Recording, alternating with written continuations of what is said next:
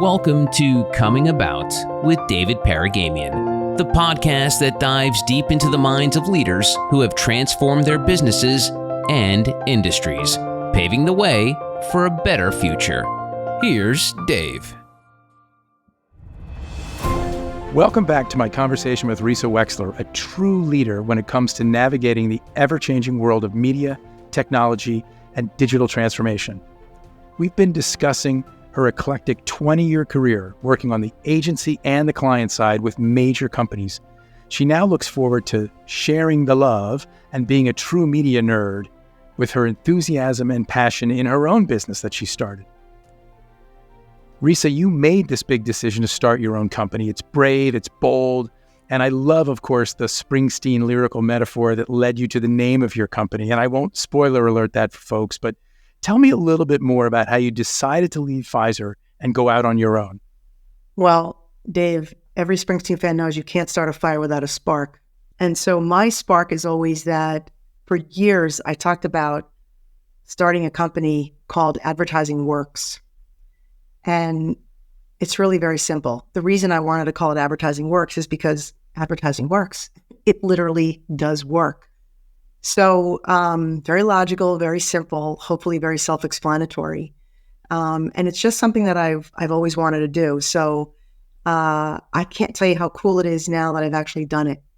I've had a bunch of clients so far, all different clients, platform side, pharma, startup, media vendor, and others. And what I love about it is that it sort of takes me back to the first part of my career where, although it's in a much more compressed time, because it could be in the same day. So in that early part of my career where you'd work on one client for 9 months, 12 months, 16 months, whatever, then you'd get like a new job, and I'm going to use air quotes on that.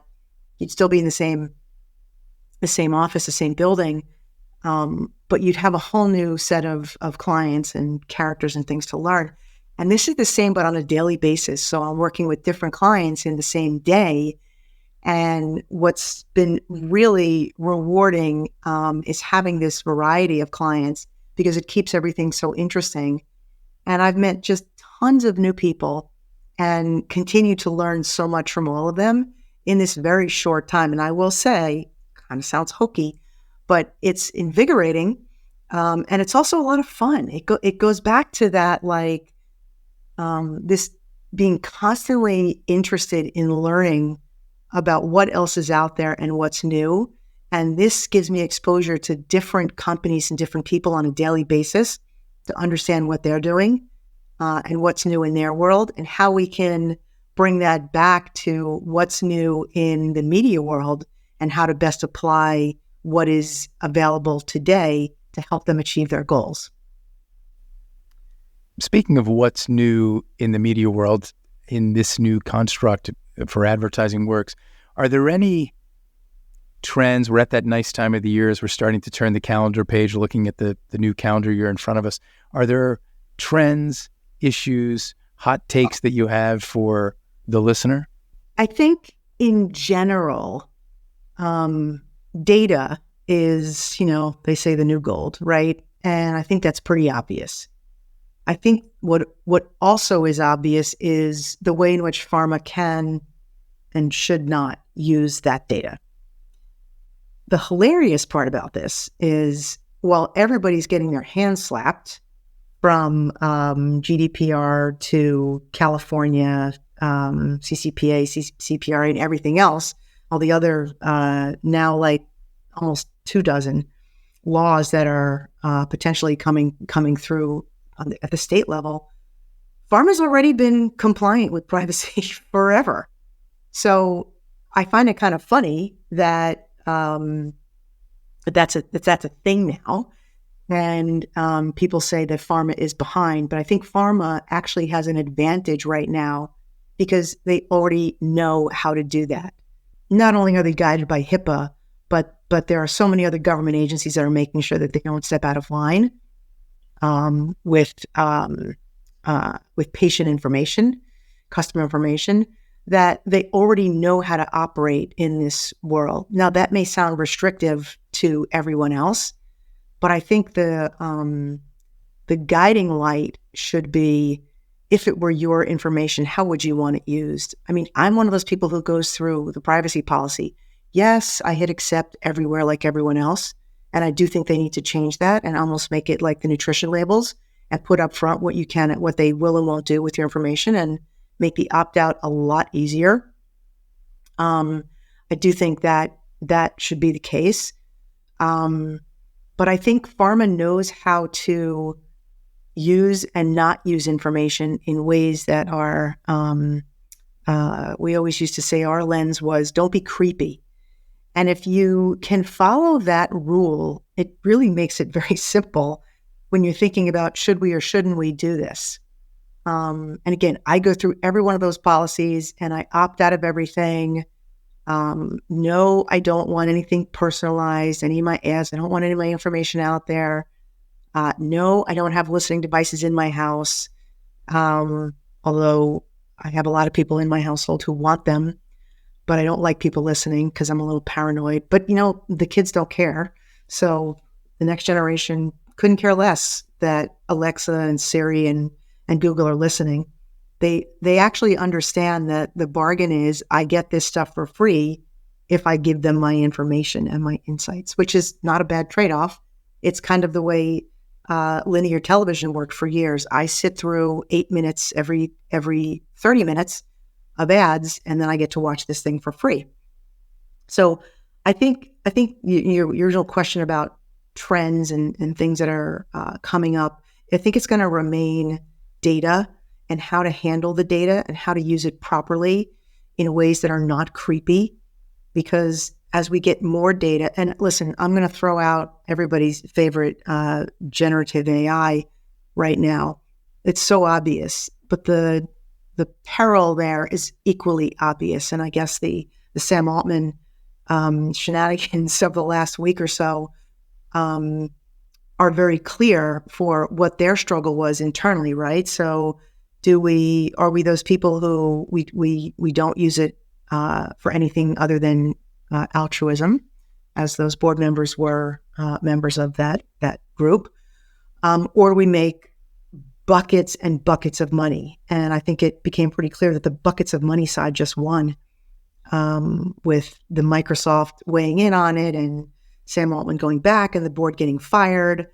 So it's not just data, it's how we turn that data into something else. And the challenge is, how do we make sure that we stay on the right side of good as we get more of that and as the capabilities grow exponentially, just month after month, they grow exponentially, whereas this pace of change we thought was fast in the last 10 years, you're going to have whiplash in the next 2 to 3 years. You've said a lot of smart things, and under the headline of data, and you're right, I think pharma has in some ways a built-in advantage as the world embraces global data protection rights and those sorts of things, because as you said, the industry has been so rigorous in that. There's one other area of the future state that everyone wants to talk about that I'd love to get your perspective on, and that's this concept of omni-channel marketing. I recently did a talk on this at the Digital Pharma East just a few weeks ago in Philadelphia, and if I had borrowed from your Springsteen song library, I would have borrowed the one step up, two steps back, because it does feel like pharma talks a lot about omni-channel, but clearly not all pharma marketers have been able to embrace and really hold close and dear what omni-channel really is. Why do you think that is? Why do you think it has been one step forward, two steps back with pharma? And if you do, and I'd love to get your perspective there. First, thanks for the Springsteen reference. I always appreciate that. I think pharma doesn't get enough credit for what they actually do. You can call it omnichannel, you can call it whatever you want. But at the end of the day, pharma marketers have to make a decision. And the decision has to be, I always refer to it as energy to upside. Other people say, is the juice worth the squeeze? And what that means is, if I'm going to go through all the trouble of getting fill in the blank approved, I have to make sure that I'm betting on the right horse, because it does take a lot to get something approved. But if you've got your friendlies and you have good rationale for why this will be a good thing, you can get anything done. And I'm frankly a little tired of hearing that it's hard. Yeah, we know it's hard. Those are table stakes in pharma. It shouldn't really scare anyone. That's just the way that you operate things, right? But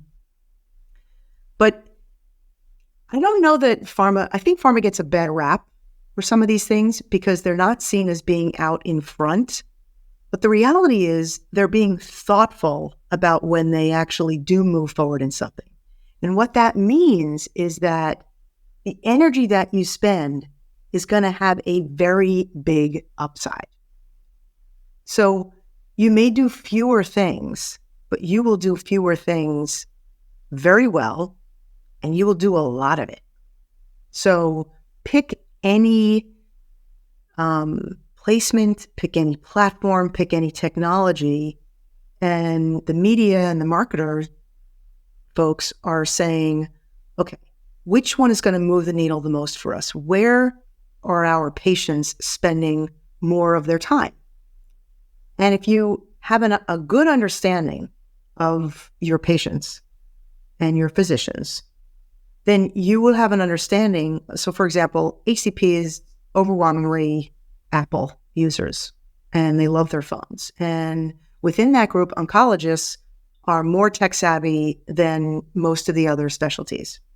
So if you're an oncology marketer, you're going to want to be leaning into placements and technologies that take advantage of that. That is worth your while. On the flip side, if whatever the latest new thing is, and you could say it's not new, but you could say TikTok. Sure, TikTok is great. TikTok is great for a whole bunch of things. And I would argue there's an incredible space on TikTok for medical information. I mean, hands down for experts. And I know there's a whole bunch of KOLs, or I should say digital KOLs that are on there. And, they've got really big followings and they do a really nice job. So it's not a matter of yes or no to these platforms. It's a matter of how do you show up there? And so if you cannot find a way to show up on a platform like TikTok that is authentic to the platform and also authentic to your brand, then the upside is not worth the energy. The flip of that is if you can find that sweet spot, you're going to have wild success on that platform. And not everybody can copy it. So there are a lot of categories that are much more consumer focused. And those obviously play a lot better. It doesn't mean that there's not a spot for rare disease information on TikTok. There absolutely is. The question is, and the challenge really is, how do you show up as a brand? Do you show up and say, hi, we're the best brand for this, and then you leave and you look like a carpetbagger? Or do you show up in ways that are genuine to the platform and genuinely helpful to the patients? And that's really the key, is how do you make what you're doing relevant, authentic, and fit for the platform? And that's always been the key. And if you can do that, then you could have a win on a platform. And so the whole omni-channel thing, it's not because they don't want to be everywhere. It's that they have to be a little more choosy in where they are for obvious and also less obvious reasons. You could easily throw a bunch of spaghetti at every single platform, but at the end of the day, what are you really accomplishing? Not a lot. So omnichannel may have, 5 pieces in the mix for one brand and 25 for another brand. And it could be appropriate for both of those brands, but if you flipped it, it might not be appropriate because one should be doing more and one should be doing less. So it's really a matter of striking the balance for the brand based on what it is that they're trying to get across and who their patients or physicians are. Risa, I want to put a punctuation mark on that, and I'm going to circle back to something you said. as we began our chat, you were talking about staying connected to those great colleagues, reaching out to them to stay relevant, to offer to help, not to ask for a favor, connecting with people in authentic ways, that it wasn't about asking for favors with someone that you used to work with, right? And as I listened to you speak about the litmus test for a pharma brand engaging in omnichannel, I heard you talk about speaking with authenticity, adding value to the page. It's the same advice you gave the young career person about how to stay connected to their own network, right? It's engaging with people when they need to hear from you, in the manner they need to hear from you, in the way they need to hear from you, authentically offering value as opposed to hammering someone over the head with a message or something that's very self-serving. And so I can't help but think that your advice to those early in their careers and your advice to brand marketers is very consistent. Good on you. I'm nothing if not consistent, Dave. Well, I'm mindful for our listeners that we have to pull the threads together here and get ready to close. I want to give the last word to you, Risa. A marvelous journey, a marvelous career that is not over yet, full of great pivots, big, bold moves, a lot of learning. Any final words you'd leave with the listener, knowing that our theme here has been about helping people to be empowered to make these career-changing moments, these big decisions, these moments when their careers have been coming about. Any last thoughts you want to leave with the listener? Yeah. So first off, I'll say thank you, Dave. This has really been a lot of fun to chat with you. Your book is great, by the way. If you folks haven't read it, I highly recommend it. And I guess the one final thing that I would tell everyone, and I do tell folks when I mentor and chat with people, is if you're not having fun, it's time to go home.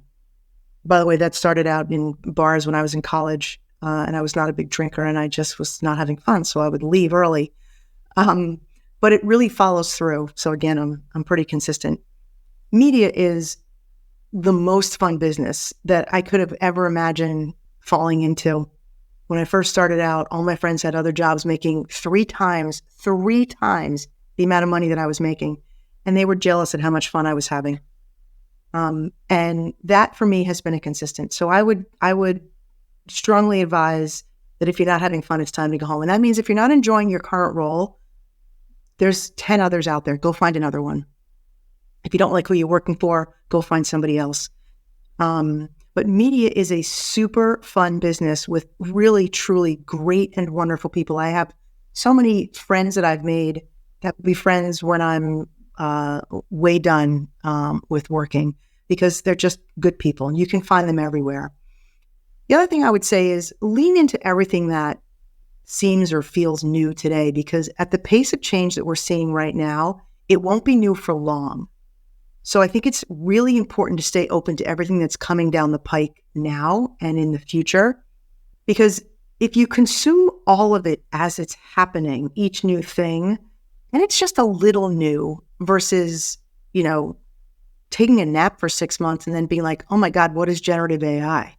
Like now you're like lost at what's happened and what it is and what it can do and the perils and the pitfalls and the positives that can come out of it, so that the next thing that comes after it is going to be even more baffling. So it's really about staying in touch with everything that's happening today. And that's about having curiosity, just an endless curiosity, which is, I have an endless curiosity. Not everybody does. I'm not saying you have to, but if you like the business enough, that's part of it. That's what I like about it, that I would and do read about this stuff, whether I'm working on it or not, because I'm always interested in it. And I would hope that folks that are also starting out in the business today are obviously the ones that have been in for years. You're reading everything, you're consuming everything, you're trying everything, you're signing up for everything so that you can experience what it is firsthand, so you can talk about it and you can know how to use it and you can know what it's for and what it's not for. And I think that that's really, really important. And then as you go forward, hopefully you will continue to love what you're doing and enjoy it and just have a great time doing it. Because again, best people, most fun business that you could ever be a part of. And I feel really honored and privileged to have been a part of it for as long as I have and hope to be for many years to come. I love all that advice. So even though we started out eating SpaghettiOs for 99 cents in the can because we were in these overworked and underpaid jobs, you're right. It has been a wonderful journey. And I love that line about if you're not having fun, it's time to go home. I am still having fun, but it is time for both of us to go home or metaphorically get to the next thing that we must get to, let the listener get to the next thing that he or she needs to get to. Risa, thank you so much for being with me today on the Coming About podcast. I really appreciate your time and your insights. Thanks for having me come about, Dave. I really appreciate it. It's been great. You're welcome. And that wraps up another episode of Coming About. If you like the show, please take a moment to subscribe so you'll get notified of new releases. And if you have a moment, I'd love it if you left us a review so that other folks like yourself can learn more about the show. Thank you, and I'll see you next time. This has been Coming About. We hope these conversations have left you feeling empowered and ready to take your organization to the next level. To speak with Dave about your business transformation or to learn more about Health Monitor Network, go to healthmonitornetwork.com. And don't forget to check out his book, Coming About: How We Transformed a Major Media Company and the Lessons There for You. Available wherever books are sold. Coming About with David Paragamian is a production of Advantage Audio.